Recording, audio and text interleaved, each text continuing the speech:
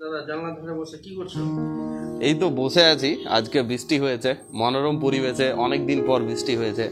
আর জানলার ধারে এরকম করে বসে পুরো প্রকৃতির মজা নিচ্ছি। আর সব থেকে বড় কথা আমার মনে হয় বৃষ্টি মানে একটা আনন্দ।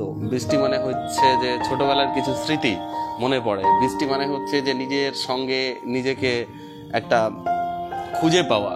বৃষ্টি মানে হচ্ছে যে আহ, ছোটবেলার অনেক স্মৃতি যেখানে বৃষ্টিতে আমরা আনন্দ করেছি এবং প্রকৃতির শান্ত যে আবহাওয়াটা সেটা দেখতে পাই।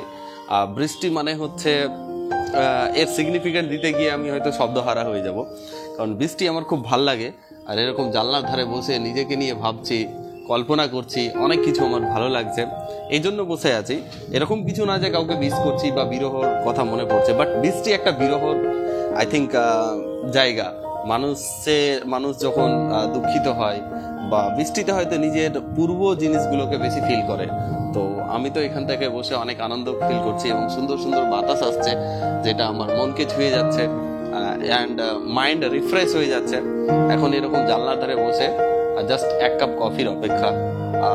আই থিঙ্ক মনটা জুড়িয়ে যাবে, এই জন্যই বসে আছি।